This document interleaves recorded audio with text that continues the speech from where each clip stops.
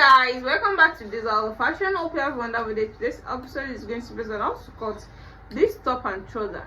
You can see the top I'm talking about is like a shirt top, but a long shirt top, and it has a ruffle at the shoulder side also. As you can see, I'm using 5 yards of this fabric for the side for both trouser and the top. So the first thing I'll be cutting out here is the top. So I'll be folding the length of my top here is going to be 43 with the seam allowance. I'll be folding out 2 yards because I'm sewing for bigger measurement. So I'll be cutting out 2 yards, then I'm going to fold my 2 yards into 4, leaving my button allowance at the front. So this is after folding this with a zip allowance at the back. You can see this is going to be my back because we want to sew this clothes in such a way that there's not going to be a buttonhole at the front. We're just going to hold the front like a pleat, then I'm going to iron it to the center this way, then add my buttons to it. So that is how my client wants it. So, and that's how I'm going to cut it now. So the first thing I'm going to do here is to take the shoulder measurement of 20 inches. That is going to be 10 inches. Now when the full shoulder is 20 inches, they're going to divide it into 2 to give me 10 inches. Then I'll be making use of 1 inch of shoulder slant. You can see that the next thing I'm going to take here is to take the armhole measurement of 10 inches as well. You can see my armhole measurement of 10 inches.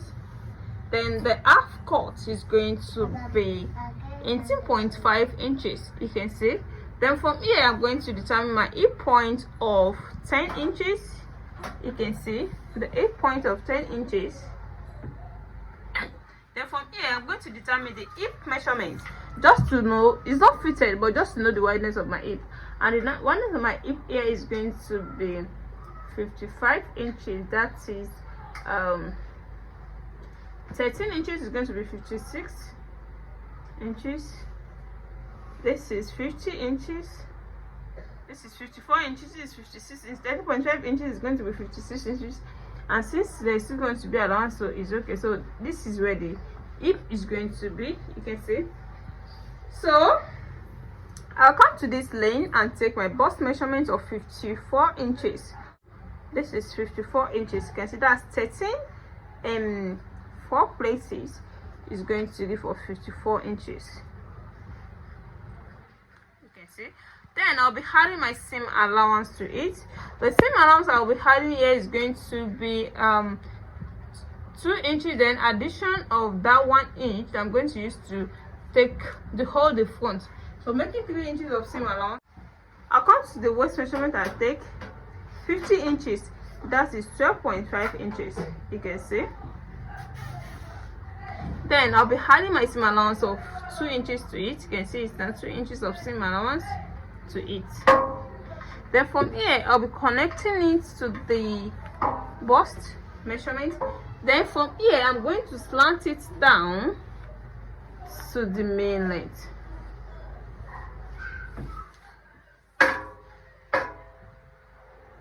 I told you, I said this is not fitable, just for you to be aware that the hip is not going to be tight. That is why you have to determine it down and see where the line is. You can see we still have some allowance for the hip. Then I'm going to make use of my armhole core to bring out the armhole shape.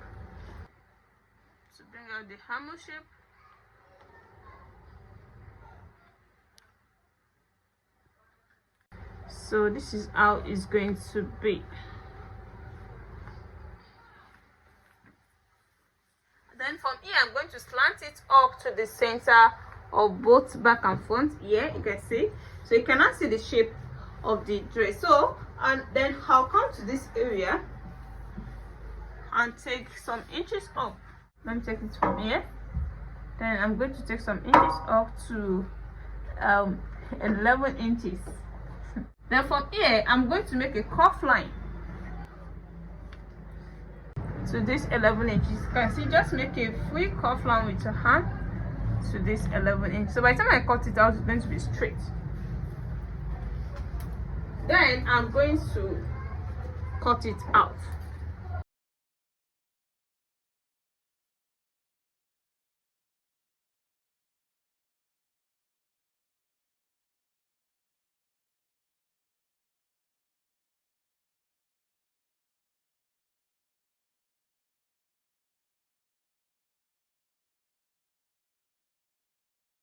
This is now the shape of the top. You can see it.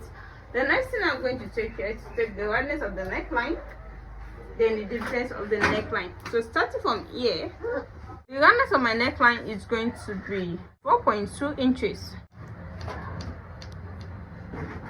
Then the difference is going to be 3 inches.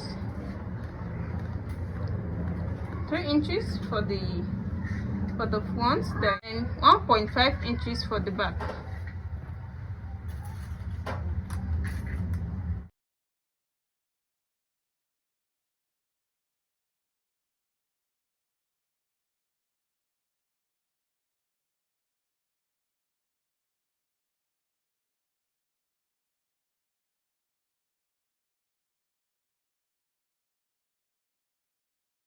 But since I'm still going to take 1 inch for the holding, so I'm going to add it to the depth of the neckline. So I'll make it 4, then I'll connect it. By the time I hold this at the front, it's going to go back to 3 inches.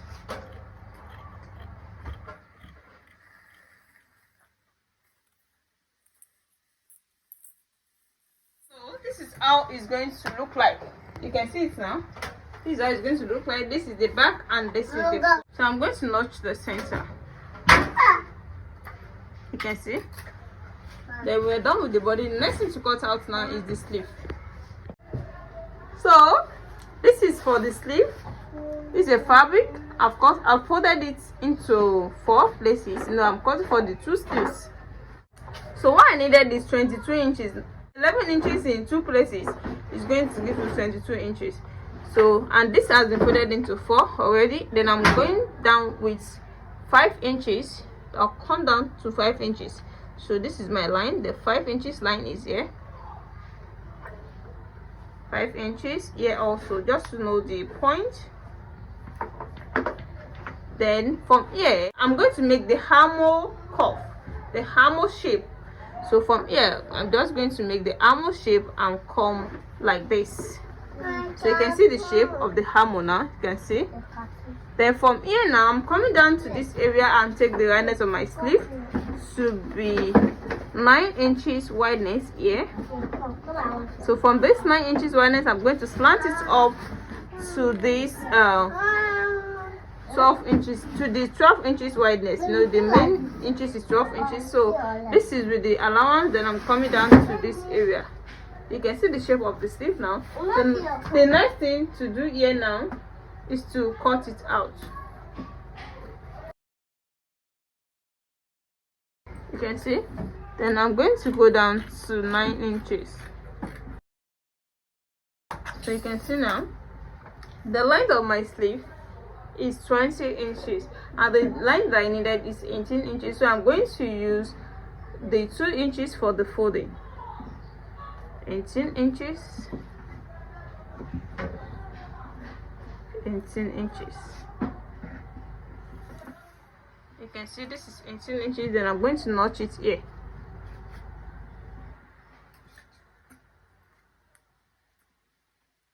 You can see now. So this is the center. I'm still going to notch this area too. You can see the sleeve measurements now and how to achieve the shape of the sleeve. So the next thing to cut out is the trouser, but I've done a lot of these on my channel. You can check how to cut a trouser, a pencil trouser, a pant trouser, how to cut a palazzo trouser, any kind of trouser. You can search on my page. You're going to see it there. So let me go and do the finishing for this and show it to you. For the ruffle part of the shoulder, there's a ruffle there. You can make it of a straight cut. The widest I'm using here is 5.5 inches. You can see 5.5 inches. You can see, so you can make it as long as you can. This is by 60 length. This is another 60 length. I'm going to join this 260 length to give me 120 inches for one shoulder, and the other one to 120 inches for the other shoulder, to give me the way it is on the thumbnail, as you can see. And also I can also make use of a flouse. You can cut out a flouse like a flay and attach it to that area. Welcome back. Here the finished work so far. This is the style we are trying to cut out. Here is the center. Here, this is the area we're going to put our buttons down to the full length of the dress. You can see where the center is. So this is the area we are putting our buttons for the beautification. You can see it now. So this is the full part of the sleeve. At the other side too, you can see the straight cut of the sleeve, and this is the body. This is the neckline. It's a turtle neckline, as you can see, with 1.5 inches. You can see, and here is the back. At the back here, you can make use of a zip. You can as well make use of buttons, but it will be better when you make use of zip. You can see now. So if you're watching me for the first time, what are you waiting for? You have to subscribe to my YouTube channel. You're in the right place to be, and also on your notification bell so that whenever I upload any tutorial, you'll be notified. You can follow me on TikTok for finishing videos at Deza Fashion. See you in my next tutorial. Bye.